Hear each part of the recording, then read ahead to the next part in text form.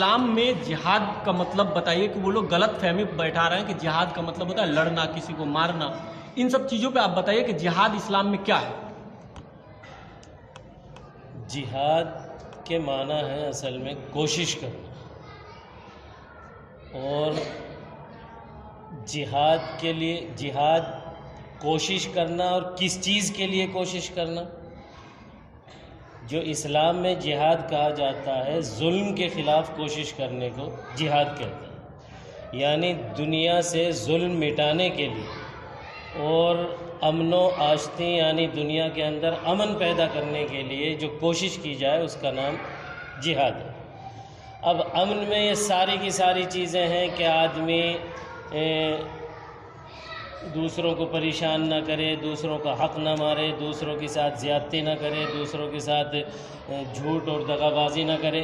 اگر یہ سب چیزیں معاشرے سے ختم ہو جائیں تو پھر معاشرے کے اندر امن خود بخود پیدا ہو جاتا ہے. تو ان تمام چیزوں کے خاتمے کی کوشش کو کہا جاتا ہے جہاد. اور سنیے میری پہلے پوری بات سنیے. ان ساری کوششوں کو، ان ساری چیزوں کے خاتمے کی کوشش کا نام ہے جہاد. لیکن اب جہاد کو صرف ایک چیز سے تعبیر کر لیا گیا کہ جہاد کا مطلب ہے تلوار لے کر کے میدان میں پہنچ جانا اور میدان میں پہنچ کر کے دوسروں کی گردنیں مارنا، اس چیز کا نام جہاد ہے. یہ سراسر زیادتی ہے. اصل میں کیا ہے کہ جب جہاد کا مطلب یہ ہے کہ ان ساری چیزوں کی خاتمے کی کوشش کرنا. میں آپ کو سمجھا کر کے میں دیکھ رہا ہوں کہ میرا یہ بھائی غلط راستے پر چل رہا ہے، یہ بہت لوگوں کے ساتھ دھوکے بازی کرتا ہے، یہ جھوٹ بولتا ہے، جھوٹ بول کر کے کماتا ہے، یہ دوسروں کو ستاتا ہے یا پڑوسیوں کے ساتھ اچھا سلوک نہیں کرتا، تو میں اس کے لیے کوشش کروں، اس کو سمجھانے کی کوشش کروں اور اس کو اس راستے سے صحیح راستے پہ لانے کی کوشش کروں. لیکن کچھ لوگوں کے مفاد وابستہ ہوتے ہیں کہ یہ معاشرے کے اندر اور سماج کے اندر یہ برائیاں رہنی چاہیے تاکہ ان کی دکان چلتی رہے، لہٰذا وہ لوگ اس کوشش کے خلاف کھڑے ہو جاتے ہیں. اگر وہ اس کوشش کے خلاف کھڑے ہوتے ہیں تو بھی جہاد کا مطلب یہ ہے کہ انہیں بھی سمجھانے کی کوشش کی جائے، ان کو سمجھا کر کے صحیح راستے پر لانے کی کوشش کی جائے. جہاد کا مطلب ہرگز تلوار اٹھا کر کے چلنا نہیں ہے. جہاد کا مطلب یہ ہے جب آپ کی کوششوں میں کوئی رکاوٹ ڈالنے کے لیے آپ کے سامنے تلوار لے کر کے کھڑا ہو جائے، آپ اس کو صحیح راستے پر نہیں لا سکتے ہو، تو بھائی اب یا تو اپنی گردن کٹوا دو آدمی، اور یا تو پھر کیا کہتے ہیں معاشرے کو خراب رہنے دو.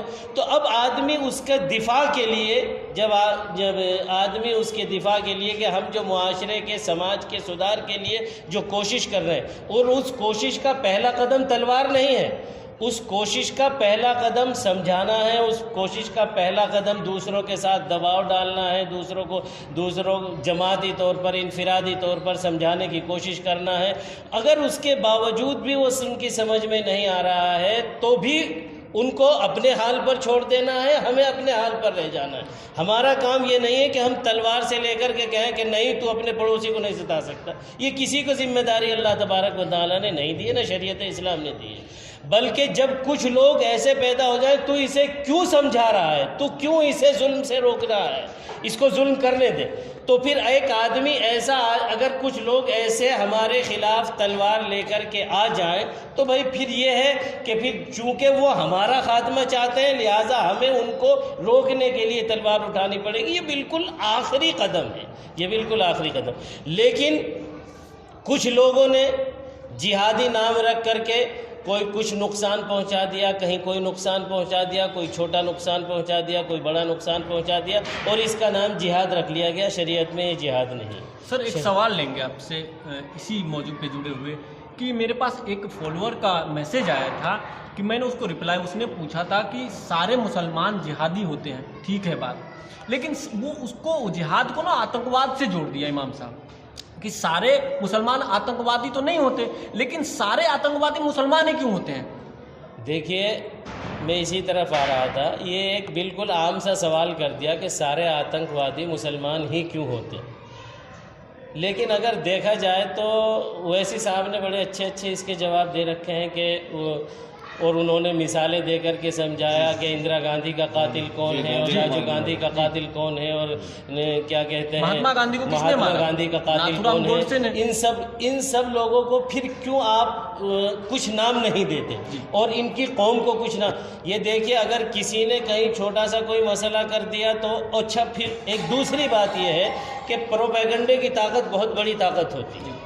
ایک پروپیگنڈا باقاعدہ سازشی طور پر یہ کیا گیا کہ کام کچھ بھی ہو پہلے نام اس قوم کا پیدا کر دینا ہے، اور یہ پروپیگنڈا کیا گیا ہے، اور ایسا ہوا ہے اور ہو رہا ہے کہ 20 سال تک جس وقت آدمی کو اٹھایا گیا کہ اس نے فلاں کانڈ کیا اور یہ فلاں کانڈ میں ہے، یہ مالیگاؤں بم دھماکے میں ہے، یہ گودرا کانڈ میں ہے، یہ فلانے کانڈ میں ہے، اور اس طریقے پر ان کو اٹھایا گیا، اور اٹھاتے ہی پوری میڈیا نے ان کو آتنکوادی، اب عام ذہن تو بن گیا، عام ذہن تو یہ بن گیا کہ یہ آتنکوادی ہیں، لیکن جب وہ 20 سال کی بے گناہ جیل کاٹ کر کے اور باعزت رہا ہوئے، اسے کسی نے نہیں دکھایا کہ یہ باعزت رہا ہو گئے ہیں، انہوں نے یہ کام نہیں کیا تھا، تو لوگوں کا یہ ذہن بن گیا کہ بھائی آتنکوادی مسلمان ہوتے ہیں اس پروپیگنڈے کی وجہ سے، ورنہ آتنکواد جو ہے وہ حقیقت میں مسلمانوں نے نہیں کیا، حقیقت میں نہ مسلمانوں نے کیا، اور اگر کچھ لوگوں نے کیا تو اسے جہاد سے نہیں تعبیر کیا جا سکتا۔ جہاد ظلم کو مٹانے کے لیے ہے، ظلم کرنے کے لیے نہیں ہے۔ اگر کوئی کہیں بم بلاسٹ کر کے، چاہے وہ مسلمان ہو چاہے غیر مسلم ہو، چاہے وہ جو بھی کچھ ہو، اگر وہ بم بلاسٹ کر کے یہ کہتا ہے یہ ہم نے جہاد کیا، تو وہ اپنے آپ میں جھوٹ بول رہا ہے۔ اسلام اس کو جہاد مانتے نہیں، اسلام تو اس بم بلاسٹ کو روکنے کو جہاد مانتا ہے، بے گناہوں کے قتل کو، ایک آدمی کا قتل پوری دنیا کا قتل۔ جب اسلام یہ کہتا ہے تو وہ کسی بے گناہ کو قتل کرنے کو جہاد کیسے کہہ دے گا؟ بے گناہ کے قتل کو روکنے کا نام جہاد ہے، قتل کرنے کا نام جہاد ہے۔ اگلی سوال سر آپ ہی سے لیں گے ہم، کہ ایک اور سوال ہمارے فالوور کا آ رہا ہے، بتا رہے ہیں وہ کہ حلالہ کے اوپر نا بات کبھی نہیں ہوتا ہمارے معاشرے میں، نہ تو امام صاحب ان کو وہ اندر کی بات ہوتی ہے کیا ہے نہیں ہے ہمیں نہیں پتہ جہاں تک مجھے، لیکن باہر کچھ ایسا افواہیں پھیلایا جا رہا ہے کہ اگر حلالہ اس موضوع پہ ہوتا ہے جب ایک دوسرے کا گھر ٹوٹ جاتا ہے، اس گھر کو پھر سے بسانے کے لیے ایک ذریعہ اسلام نے بنایا ہے حلالہ، لیکن اس کے اوپر آپ تھوڑا سا پرکاش ڈالیے، بتائیے کہ حلالہ اصل میں کیا ہے، لوگ باگ غلط وے میں کیوں لے رہے ہیں اس کو؟ اصل میں حلالہ جو ہے وہ کوئی پروسیجر نہیں جی، بلکہ حلالہ جو ہے شریعت نے اصل میں پہلے اس کو تھوڑا سا پیچھے سے سمجھنا پڑے گا۔ جی بتائیے۔ جب آدمی کا دو میاں بیوی کے تعلقات ایسے نہ رہیں کہ وہ ایک ساتھ رہ سکیں، جی، شریعت نے پوری کوشش کی ہے کہ ان کا گھر نہ ٹوٹے، ایک ساتھ رہنے چاہیے۔ اسی لیے جائز چیزوں کے اندر جو شریعت اسلامیہ میں جو جائز چیزیں ہیں اس میں سب سے ناپسندیدہ چیز طلاق ہے۔ اس کا مطلب شریعت اسلام یہ چاہتی ہے کہ کسی طریقے پر بھی سمجھا بجھا کر کے دونوں میں مصالحت ہو جائے، اگر ذہنی ہم آہنگی نہیں ہے۔ اللہ تبارک و تعالیٰ خود قرآن پاک میں فرماتا ہے آسان تکرہوا شیئا وہو خیر لکم آسان تحبوا شیئا وہو شر لکم۔ کبھی کبھی ایسا ہوتا ہے کہ بھئی تمہیں کوئی بات بری لگتی ہے لیکن وہ تمہارے لیے اچھائی اس کے اندر ہو سکتی ہے، کوئی تمہیں بات اچھی لگتی ہے لیکن اس کے اندر، تو اسی طرح بیوی کی عادات کے اندر بھی اس میں ساری برائیاں نہیں ہوتی ہیں، اس میں کچھ اچھائیاں بھی ہوں گی، تو جب آدمی اس کی برائیوں کو دیکھے تو اس کی اچھائیوں پر بھی غور کر لے۔ تو اس طریقے پر وہ میاں بیوی کو ان کا گھر بسا رہے، ان میں علیحدگی نہ ہو، اس کا شریعت اسلامیہ نے بہت زیادہ اس کے اوپر زور دیا ہے۔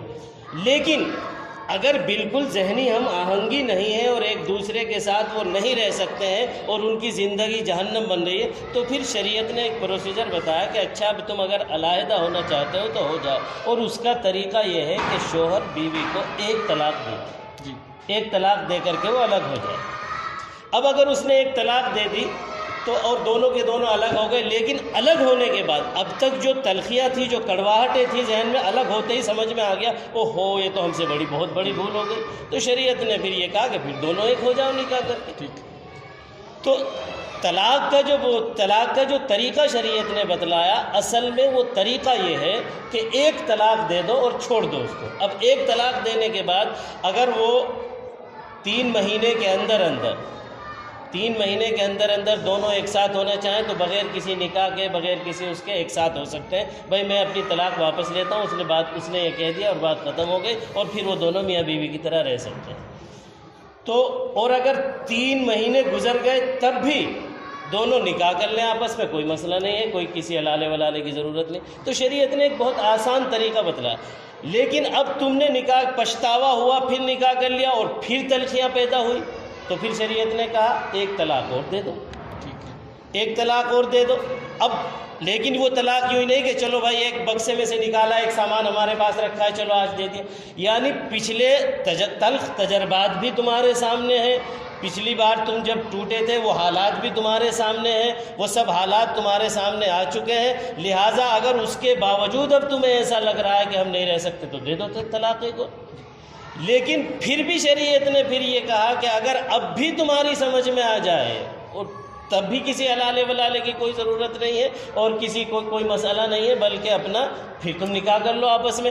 3 مہینے کے اندر اگر کرو تو رجعت کر لو، یعنی ایسے ہی لوٹا لو، اور اگر 3 مہینے گزر جائیں تو پھر تم اپنا نکاح کر لیجیے. ایک منٹ، نکاح کر لیجیے. تو اب یہ تیسری مرتبہ جو طلاق کا مسئلہ ہے، تیسری مرتبہ طلاق کا مسئلہ ہے کہ یعنی یہ 2 مرتبہ کے تلخ تجربات سے آپ گزر چکے ہیں، لہٰذا اب آپ جو ہیں اگر اب بھی طلاق دے رہے ہیں تو اس کا مطلب اب آپ ایک ساتھ رہ نہیں سکتے. اب شریعت نے یہ کہا کہ اگر تم نے تیسری بھی طلاق دے دی، حالانکہ 2 مرتبہ کے تجربے بھی تھے آپ کے سامنے، اس میں میٹھے بھی تجربات تھے، کڑوے بھی تجربات تھے، سارے کے سارے تجربات آپ کے سامنے تھے، ان تمام حالات کے باوجود اگر تم نے تیسری بھی طلاق دے دی ہے تو یہ کوئی کھیل نہیں ہے کہ الگ ہو اور رہو، الگ ہو اور رہو. اب تم دونوں ایک ساتھ نہیں رہ سکتے. شریعت کا یہ فیصلہ ہو گیا مکمل. اب آگے آئیے، اب شریعت کا یہ فیصلہ ہو گیا تم ایک دوسرے کے ساتھ نہیں رہ سکتے. اب کیا ہے؟ اب تم کسی اور سے نکاح کر لو، تم کسی اور سے نکاح کر لو. اب تم اپنی کوئی دوسری بیوی چن لو، وہ اپنا کوئی دوسرا شوہر چن لے، اس سے اپنا وہ نکاح کر لے، تم اپنا کسی اس لیے کہ تم تینوں ایک ساتھ رہ ہی نہیں سکتے. یہ 2 بار کے بار بار کے تجربات کے بعد یہ بات ثابت ہو چکی. لیکن اگر اب اس شوہر نے، جس شوہر کے ساتھ آپ کا دوسری بار نکاح ہوا، جس عورت کا، اس شوہر نے بھی چھوڑ دیا اور اس نے طلاق دے دی، اور یہ اپنے طور پر ہوا، مطلب یہ کوئی شرط نہیں ہے اگر کہ تم طلاق دے. تو شریعت یہ کہہ رہی ہو کہ بھئی اب تیسری ہو گئی تو ایسا کرو اس کا دوسرے کے ساتھ نکاح کر دو اور پھر وہ اس کو طلاق دے دے. اس کو تو اللہ کے رسول صلی اللہ تعالیٰ علیہ وآلہ وسلم نے اس پر لعنت فرمائی ہے. جس کام کے اوپر لعنت کی گئی ہو وہ پروسیجر نہیں ہو سکتا، وہ کوئی طریقہ کار نہیں ہو سکتا، بلکہ جس چیز کے اوپر لعنت، بلکہ یہ کہا اب تم دونوں ایک ساتھ رہ ہی نہیں سکتے. ہاں اگر پھر دوسرے کی ساتھ بھی تمہاری نہیں بنی اور پھر اس کی ساتھ نہ بننے کے بعد اتفاقی طور پر اس نے بھی چھوڑ دیا تو پھر اب تمہیں کسی اور کی ساتھ کرنا ہی ہے تو پہلے شوہر کی ساتھ بھی کر سکتے ہو، کسی دوسرے کے ساتھ بھی کر سکتے ہو. یعنی شریعت نے اب ان کے مزاج کو ان کے اوپر چھوڑا، ان کے مزاج کو. اور یہ کیوں کیا؟ یہ اس لیے کیا تاکہ یہ کھیل نہ بن جائے، تاکہ یہ کھیل نہ بن جائے. اب میری بات آپ کی سمجھ میں آ گئی ہوگی کہ یہ حلالہ یہ نہیں ہے کہ 3 طلاق دینے کے بعد اس کا کسی سے دوسرے سے نکاح کرو، نکاح کرنے کے بعد اس کو طلاق دے. یہ جب ہے جب وہ بھی اتفاقی طور پر ایسا ہو جائے کہ وہ بھی چھوڑ دے، 100 میں 1. ہاں 100 میں 1 وہ بھی ہو جائے.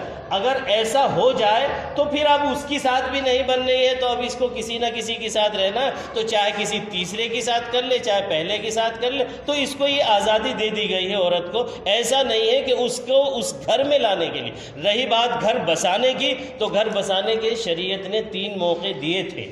اب انہوں نے ان 3 مواقع کو گنوا دیا ہے، لہٰذا اب شریعت ان کے وجہ سے، ان کے گھر کی وجہ سے پورے نظام کو خراب نہیں کیا جا سکتا. اگر اس کو نظام بنا دیا جاتا کہ بھائی جتنی مرتبہ بھی دو، تو روزانہ گھروں میں طلاق ہوا کرتی، پھر روزانہ اس کی وہ ہوا، یہ ایک کھیل بن جاتا جدا ہونا اور ملنا. اس لیے اس کو محدود بھی کیا گیا، اور محدود بھی اس انداز سے کیا گیا کہ پھر اب یہ دونوں بالکل الگ.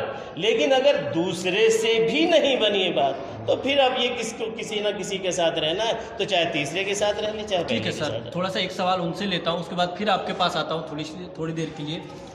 چاند بھائی ہمارے ساتھ بیٹھے ہوئے ہیں. چاند بھائی سے ہم سوال پوچھیں گے. چاند بھائی، اسلام میں دوسرے قوم کے لوگ کرتے ہیں کہ میاں چاہے بیوی کسی ایک دوسرے کو اگر 3 بار طلاق طلاق طلاق کہہ دیا تو اس سے کیا اسلام میں طلاق ہو جاتا ہے کیا؟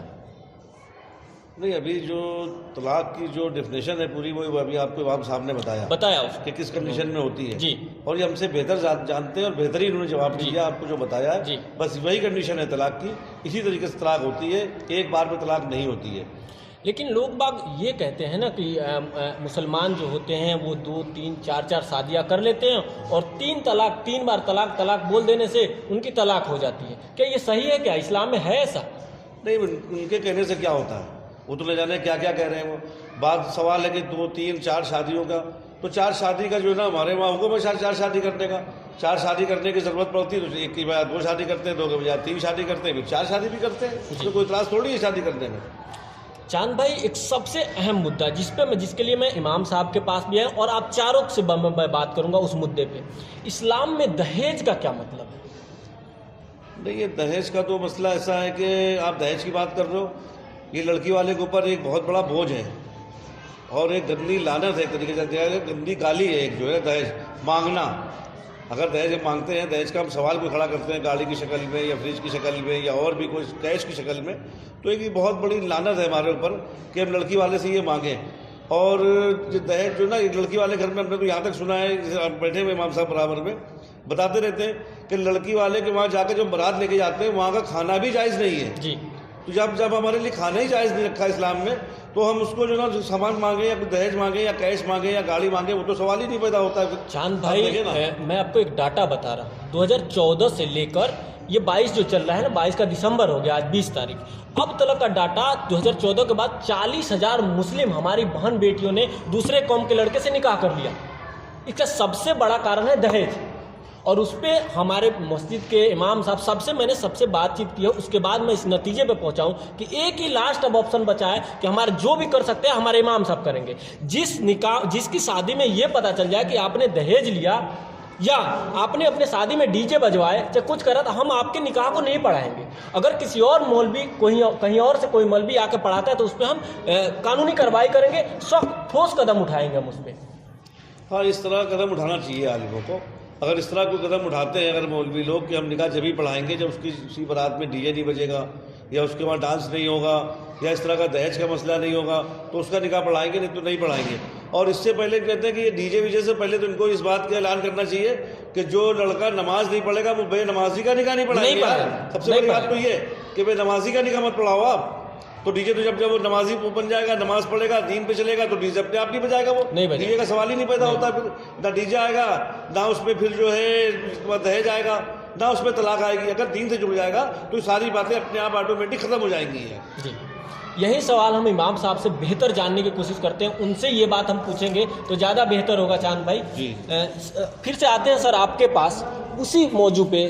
دہیج نا اسلام میں شادی بڑی آسان چیز بنایا اسلام نے، لیکن مسلمانوں نے اس کو اتنا کٹھن بنا دیا جس سے لوگ باگ آج ہم پہ نا لعنتیں بھیج رہے ہیں. ہم آپ کو ابھی ڈاٹا بتائے تھے کہ 40,000 لڑکیاں 2014 کے بعد دوسرے قوم کے لڑکوں سے شادیاں کیسے کر لی؟ لو میرج کر لی. کسی کے یہاں دہیج باپ نہیں دے پایا، وہ کسی کے ساتھ چلی گئی. تو یہ ہمارے سماج کے لیے ایک دھبا ہے سر، اور اس پہ آپ ہی لوگ کچھ کر سکتے ہیں، تو آپ کیوں نہیں کوئی ٹھوس قدم اٹھا رہے ہیں؟ اس پہ کچھ بتائیے ہمیں. اس کے بارے میں پہلی بات تو میں آپ کو جو آپ نے پہلا سوال چاند بھائی سے کیا تھا اس کے بارے میں تھوڑا سا بتا دوں. جی ضرور. 3 طلاق اگر ایک ساتھ دے دی تو ہو جائے. جی، اصل میں 3 طلاق میں نے آپ کو ابھی جو تفصیل بتائی تھی اس کے حساب سے یہ اختیار دیا ہے شریعت اسلامیہ نے کہ گھر بن جائے. اگر وہ 3 مرتبہ کا اختیار اسی لیے تو دیا ہے تاکہ ہونے کے بعد ایک طلاق ہونے کے بعد دوسرا جو ہے دوسری مرتبہ جب نکاح ہو تو اس بیچ میں جو تلخ اور شیریں تجربات ہیں، کھٹے میٹھے جو تجربات ہیں، ان کی روشنی میں آدمی فیصلہ کرے. جی، تو یہ 3 اختیار دیے ہیں. اب جہالت کی وجہ سے اگر ان تینوں کو ایک بار بھی استعمال کر لیا تو طلاق تو ہو جائے گی اور وہ تینوں ہی ہو جائیں گی. لیکن یہ ہوتا ہے معاشرے میں جہالت کی وجہ سے. اب آدمی یہ کہتا ہے کہ جی میں نے غصے میں کہہ دیا. اب کوئی آدمی مجھے پوری دنیا میں ایسا بتائیں کہ جو آدمی پیار میں طلاق دیتا کوئی ہے؟ نہیں، کوئی بھی نہیں. غصے میں ہی طلاق دیتا. لیکن شریعت اسلامیہ نے کہا ہے کہ سب سے بہترین، سب سے زیادہ پہلوان اور طاقتور آدمی، بہادر آدمی وہ ہے جو غصے کے وقت اپنے آپ کو کنٹرول میں رکھے۔ تو شریعت اسلامیہ نے دیا غصے سے مغلوب نہیں ہونا چاہیے۔ اب ان تین اختیاروں کو اگر آپ نے غصہ دے کر کے، غصے سے مغلوب ہو کر کے، اپنے آپ پر غصے کو غالب کر کے اگر آپ نے یہ تینوں اختیاروں کو استعمال کر لیا تو شریعت کا اس میں کوئی قصور نہیں ہے، آپ کہیں جا کر کے ڈوب مرے۔ اب شریعت آپ کے غصے کی وجہ سے اپنے قانون کو بدلے، ایسا نہیں ہو سکتا۔ اس نے تو بہت بہترین پروسیجر دیا تھا کہ آپ کو تجربات بھی ہو جائیں گے، پچھتاوے کے بعد کیا ہوا، اگر الگ ہونے کے بعد کس طرح کے حالات سے آپ کو نمٹنا پڑا، لیکن آپ نے ان سب چیزوں کا خیال ہی نہیں رکھا۔ آپ نے اپنی جہالت کی وجہ سے، اپنے غصے کی وجہ سے ایک ساتھ اس کو استعمال کر لیا۔ اگر ایک ساتھ تینوں اختیارات کو استعمال کر لیا تو وہ اختیار تو آپ کے استعمال ہو چکے ہیں، اب وہ ختم ہو گیا معاملہ۔ اب آپ دوسری بات کیا کہہ رہے ہیں؟ دہیج کے بارے میں۔ دہیج کا شریعت اسلامیہ میں کوئی تصور نہیں ہے۔ شریعت اسلامیہ میں کوئی تصور جہیز کا نہیں ہے۔ کچھ لوگ یہ ایک تھوڑا سا اس کو جائز کرنے کے لیے اپنا تھوڑا اور اپنے آپ کو یہ کرنے کے لیے کہ ہم جائز ہیں لینے کے لیے، اس میں اللہ کے رسول صلی اللہ تعالیٰ علیہ وآلہ وسلم کی مثال دیتے ہیں کہ اللہ کے رسول نے حضرت فاطمہ کو جہیز دیا تھا، لیکن یہ بات بالکل غلط ہے۔ حضرت فاطمہ رضی اللہ تعالیٰ عنہ کو اللہ کے رسول نے جہیز نہیں دیا تھا، لیکن یہ چونکہ اردو کتابوں میں بھی لکھا ہوا ہے اور بس اسی کو لوگ موضوع بنا کر کے اور اسی کو سامنے پیش کر کے اسی کو دلیل بنا دیتے ہیں۔ شریعت اسلامیہ میں ہاں وہ جو سامان تھا وہ دیا گیا، یہ بات صحیح ہے، لیکن وہ حضرت علی رضی اللہ تعالیٰ عنہ کے پیسوں سے خریدا گیا تھا، اور وہ پیسے کہاں سے آئے تھے؟ حضرت علی رضی اللہ تعالیٰ عنہ کے پاس کچھ نہیں تھا، انہوں نے اپنی زرع بیچی تھی، اسی میں سے کچھ زرع کے پیسوں میں سے کچھ کا مہر ادا کیا تھا اور کچھ پیسوں میں سے وہ گھر کی ضرورت، چونکہ حضرت علی رضی اللہ تعالیٰ عنہ کی کفالت اللہ کے رسول کرتے تھے، اس لیے اللہ کے رسول صلی اللہ تعالیٰ علیہ وآلہ وسلم نے ان پیسوں کو دے کر کے کہا کہ یہ گھر کے اپنی ضروریات کا سامان لے آؤ، اب تمہیں الگ رہنا ہے، لہٰذا ایک گھر بسانا ہے تو گھر کی جو ضروریات ہیں وہ تھوڑا سا سامان انہی کے پیسوں سے منگایا گیا تھا حضرت علی رضی اللہ تعالیٰ عنہ کے۔ یہ ناممکن تھا کہ اللہ کے رسول کی 4 بیٹیوں کی شادی ہو اور 3 کو جہیز نہ دیا جائے اور 1 کو جہیز دیا جائے، اللہ کے رسول یہ ناانصافی نہیں کر سکتے تھے، لہٰذا یہ دلیل دینا کہ اللہ کے رسول نے حضرت فاطمہ کو جہیز دیا تھا یہ تو بالکل غلط ہے، اور شریعت اسلامیہ میں کوئی تصور جہیز کا نہیں ہے۔ لیکن ہو کیا رہا ہے، جیسا کہ ابھی چاند بھائی نے بھی کہا کہ ہم دین سے دور ہونے کی وجہ سے اپنے مفاد کے اوپر اپنی شریعت کو قربان کر دیتے ہیں۔ شریعت نے کیا کہا ہے کہ آپ بالکل لڑکی والوں پر کوئی زور نہ ڈالیں، یہاں تک کہ نکاح کی محفل کی جو ضیافت یعنی مہمانداری کا انتظام ہے وہ بھی نکاح تو کرو محفل میں ہی، مجلس کے اندر۔ نکاح کے بارے میں یہ عالم نے نکاح کو باقاعدہ باضابطہ طور پر اس کی تشہیر ہونی چاہیے، لیکن اب تشہیر ہونے کے لیے جو لوگ جمع ہوں گے ان کے لیے جو ضیافت مہمانداری ہے اس کی بھی ذمہ داری جو ڈالی گئی ہے وہ لڑکے پہ ڈالی گئی ہے کہ آپ چھوارے لے کر کے آئیں گے اپنے ساتھ اور وہ چھوارے اس مجلس میں تقسیم ہو جائیں گے، بس یہ مجلس کی ضیافت ہو گئی ہے۔ لیکن ہو کیا رہا ہے، دیکھیے عجیب امتزاج شریعت کا اور رسم و رواج کا امتزاج دیکھیے کہ چھوارے تو آج بھی لڑکے والا ہی لے کر کے آتا ہے، لیکن پلاؤ زردہ اور قورمہ اور بریانی جو کھاتے ہیں وہ لڑکی والے کے سر پر کھاتے ہیں۔ تو یہ دین سے دوری اور ناواقفیت کی وجہ سے اور کچھ رسوم و رواج جو آباء و اجداد سے چلتی آ رہی تھی، ہندوانہ میں کہوں گا، ان رسومات سے متاثر ہو کر کے یہ معاشرہ بھی جہیز لے رہا ہے، دے رہا ہے۔ سمجھانے کی کوشش تو کی جا رہی ہے، لیکن اب ایسا تو نہیں ہو سکتا کہ کوئی بھی آدمی ایسا کھڑا ہو جائے جو ایک دم سے کایا پلٹ دے۔ اس کی تو صورت صرف یہی ہے کہ لوگوں کے اندر دین کا جذبہ پیدا ہو، دینی جذبہ پیدا ہو، لوگ اپنے آپ کو دین کی طرف کریں۔ اب اگر وہ ٹوپی کرتا پیجامہ پہن کر کے نکلنے لگتے ہیں، سارے کے سارے لوگ دین کی طرف آتے ہیں، تو پھر لوگ یہ کہتے ہیں کہ آتنکوادی کون ہے وہ اپنے کپڑوں سے پہچانا جاتا ہے، تو وہ اپنے کپڑوں سے پہچانے جانے والے وہ آتنکوادی بن جاتے ہیں اگر وہ ان رسوم و رواج کو ختم کر کے اپنے آپ کو دیندار بنانے کی کوشش کرتے ہیں۔ آپ یہ کہیں گے کہ لباس اور ٹوپی اوڑھنا ہی ضروری ہے کہ جب آدمی دیندار بنے گا، اب اگر میں عام آدمی پارٹی میں جاتا ہوں تو پھر میں ٹوپی لگا لیتا ہوں کہ وہ ضروری تھوڑی ہے میرے لیے، لیکن میں یہ چاہتا ہوں کہ میں دکھوں، پہچان ہے میری، کہ میری پہچان ہے، میں عام آدمی کا آدمی ہوں۔ اگر میں بی جے پی میں جاتا ہوں تو میں وہ پٹا ڈال لیتا ہوں کہ تاکہ میں دکھوں کہ میں بھی اسی پارٹی کا ہوں۔ تو اب اگر کوئی دین کی طرف آتا ہے، دین کی طرف رغبت اس کی بڑھتی ہے، تو ظاہر بات ہے کہ وہ ایسا اپنے آپ کے اپنے ظاہر کو بھی بنانے کی کوشش کرتا ہے کہ بھائی میں دکھوں کہ ہاں میں ایک دیندار مسلمان ہوں، میں شریعت کو فالو کرتا ہوں، شریعت اسلامیہ کو۔ اب یہ کہہ دیا جاتا ہے کہ بھائی اس کو کپڑوں سے پہچانے جاتے ہیں، تو لوگوں کے اندر جو کم دین کی طرف راغب ہیں، اس طریقے کے ریمارک سے ان کے اندر یہ ایک ڈر پیدا ہوتا ہے کہ یار بس جیسے ہیں ویسے ہی رہنے دو، ورنہ پھر کبھی ہم پر بھی کوئی الزام لکھ جائے۔ یہ پروپیگنڈا اتنا اور ایسے لوگوں کی طرف سے ہوا کہ لوگ اب دین کی طرف آتے ہوئے ڈرنے لگے ہیں۔ ان بیماریوں سے چھٹکارا کیسے ملے؟ چلتے چلتے امام صاحب، ہمارے نوجوان جو پیڑھی ہے ہمارے اسلام دھرم کے، ان سے کچھ ایسا اپیل آپ کرنا چاہیں تو کر سکتے ہیں۔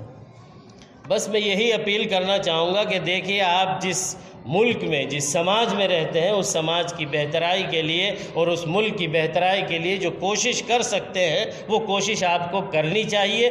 ہار مان کر کے بیٹھنا نہیں چاہیے، اپنی کوشش انسان کو کرتے رہنا چاہیے۔ نتیجہ اللہ کے ہاتھ میں ہے، بندے کو کوشش کا ثمرہ ملتا ہے۔ اگر ہم سماج کی برائیوں کو سے ہار کر کے بیٹھ جائیں گے تو سماج کی برائیاں ناسور بن جائیں گی، یہ ختم نہیں ہو سکتی۔ ہماری کوشش یہ کم از کم اگر ہم کوشش کریں گے کہ سماج کی برائیاں ختم ہو جائیں تو کم از کم سب سے کم درجے میں ہم اپنے اندر سے تو ان برائیوں کو ختم کرنے کی کوشش کریں گے، اور فرد سے ہی معاشرہ بنتا ہے۔ اگر ہر آدمی، ہر نوجوان یہ چاہے گا کہ مجھے سماج کے اندر سماج سے برائیوں کو اکھاڑ کر کے پھینک دینا ہے، تو ہر آدمی پہلے اپنی برائیوں کو ختم کرنے کی کوشش کرے گا، سماج کے اندر خود بخود انقلاب آ جائے گا انشاءاللہ۔ سر، ہم سے بات کرنے کے لیے شکریہ۔ ہم تھوڑی بات کریں گے ان سے بھی ہمارا یہی سوال ہوگا دہیج پہ ہی۔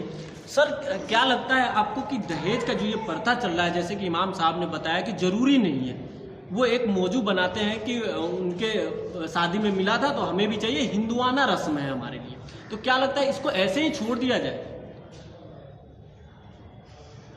دہیج کے بارے میں ابھی امام صاحب نے اتنی زیادہ باتیں کہہ دی ہیں ماشاءاللہ جی، کہ اویئرنیس اسی سے آ جائے گی جی، اور پوری قوم کے لیے، پوری امت کے لیے میسیج ہے کہ دہیج کو نالت ہی سمجھا جائے، اور جو لوگ دہیج لیتے اور دیتے ہیں ان لوگوں نے اس کو رسم تو بنایا ہوا ہے، لیکن ایک سسٹم جبرن بھی شروع ہو گیا ہے۔ وہ یہی کہ اگر آدمی دہیج دینے کے اہل نہیں ہے تو پھر اس سے ڈیمانڈ کی جاتی ہے اور پھر رشتے کو بھی ختم کیا جاتا ہے۔ لیکن یہ چیز ہے ابھی تک اسلام میں نہیں آئی ہے کہ اس وجہ سے رشتہ ختم کیا جائے، مگر آنے میں کوئی زیادہ وقت بھی نہیں ہے اگر یہی بہت چلتا رہا۔ ابھی امام صاحب کی طرف سے اور اس ٹائپ کی جو سسٹم ہے، جیسے کہ ابھی میں نے ویڈیو میں سنا تھا کہ کچھ مولویوں نے ایک سسٹم بنایا ہے کہ ہم نکاح نہیں پڑھائیں گے ایسی کسی شادی میں جہاں پر دہیج کی رسم ہوگی۔ تو اگر یہ شروعات ہر صوبے میں ہونے لگی تو انشاءاللہ تعالی ہم کامیاب ہو جائیں گے۔ اور اس کے اندر ابھی آپ نے ایک بات کہی تھی کہ آپ نے ڈاٹا بتا رہے تھے کہ لڑکیاں ہندوؤں سے شادی کریں گی۔ اس ڈاٹے کو آپ ڈاٹا ہی رہنے دیجیے، اس سے بڑا ڈاٹا یہ ہے کہ ہندو لڑکیاں مسلمانوں سے شادی کریں، وہ ہم دوسرے پوری کر لیجیے۔ آپ نے اس ٹاپک کو دہیج سے لیا، یہ دہیج سے نہیں ہوا، یہ نا علمی کی وجہ سے ہے۔ اگر ہم لوگ اپنی بیٹیوں کو دین سے دور رکھیں گے تو یہ بڑھے گا۔ یہ دہیج کا مسئلہ نہیں ہے، یہ دین کا مسئلہ ہے۔ ہمیں اپنی بیٹیوں کو، بیٹوں کو دین سکھانا چاہیے، یہ چیزیں اپنے آپ ختم ہو جائیں گی انشاءاللہ۔ بات اس ڈاٹے کی نہیں ہے کہ مسلمان لڑکے کتنے ہندو لڑکیوں سے شادی کرتے ہیں، چاہے کتنے مسلمان لڑکے دوسرے قوم کے لڑکے سے شادی کرتے ہیں۔ بات یہاں ہمارے اپنے معاشرے کی ہے سر۔ ہم اپنا گھر جب بگڑے گا نا تو ہم دوسرے گھر میں نہیں جھانکنے جائیں گے، ہم اپنا گھر سدھاریں گے پہلے۔ ہم اس لیے ڈاٹا آپ کو بتائے توجہ کے لیے کہ ادھر آپ کا ایک نظر جائے اور آپ اس پہ کھل کے بات کریں۔ نہیں، وہ ڈاٹے کی مدد سے جی کچھ کہنا چاہتے ہیں؟ بات کھل کے کرنے کی یہ ہے کہ اصل میں اس کی وجہ اگر آپ نے یہ ڈاٹا لیا ہے کہ 40,000 مسلم لڑکیاں غیر مسلموں کے ساتھ چلی گئی، تو اس کے پیچھے وجہ کیا تھی وہ بھی لینا چاہیے. جی اس کا میں نے سب کرنے کے بعد ہی آپ سے یہ سوال کیا ہے. جہیز اس کی اصل مین وجہ نہیں ہے، اصل وجہ ہے مخلوط تعلیم. اور وہ مخلوط تعلیم جو ہے وہ اس میں جو 40,000 لڑکیاں غیر مسلموں کے ساتھ گئی ہیں وہ ان میں سے زیادہ تر 80 اور 90% لڑکیاں وہ ہوں گی جو اسکول اور کالجوں میں غیر مسلم لڑکوں کے ساتھ پڑھتی رہی ہیں اور وہیں پر ان کے تعلقات بنے ہیں. اس کا بہتر علاج یہی ہے کہ مسلمانوں کو اپنے ادارے قائم کرنے چاہیے جن اداروں میں وہ اعلیٰ سے اعلیٰ تعلیم دلا سکیں، جس میں لڑکیاں الگ پڑھیں لڑکے الگ پڑھیں، تاکہ یہ اختلاط جہاں بھی اختلاط ہوگا. دیکھیے اب ہم اس کو اس پر اختلاط سمجھ رہے ہیں نا، یہ میل ملاپ آپس میں اٹھنا بیٹھنا جہاں بھی ہوگا تو انسان کی فطرت ہے کہ ایک دوسرے کی قربت بڑھتی ہے، ایک دوسرے سے قربت بڑھتی ہے. تو یہ قربت جب بڑھے گی آپس میں ایک دوسرے سے تو وہ اس حد تک بھی پہنچ جاتی ہے. پھر آدمی چونکہ دین کی تعلیم سے واقف نہیں ہوتا اور نہ دینی اس کی تربیت ہوئی ہوتی.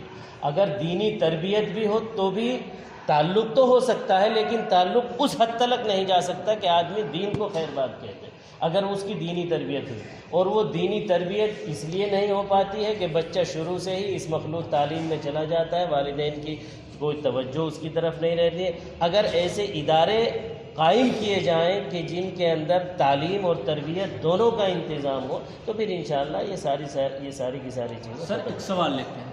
جی ہمارے معاشرے میں لوگ باگ آپ جیسے کہہ رہے ہیں کہ دینی تعلیم دیا جائے، لوگ باگ ایک وہ ذہن بنا رکھا ہے لوگوں نے کہ ہمارا بیٹا اگر مسجد میں جاتا ہے تو امام بنے گا، حافظ بنے گا، قاری بنے گا.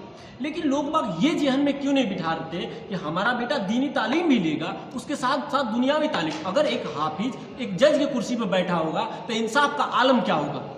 ایک حافظ کلیکٹر بن کے بیٹھا ہوگا تو اس میں اس ایریے میں انصاف کا عالم کیا ہوگا؟ ایک حافظ وکیل بنے گا تو کسی مظلوم کے ساتھ ناانصافی نہیں ہونے دے گا. یہ سب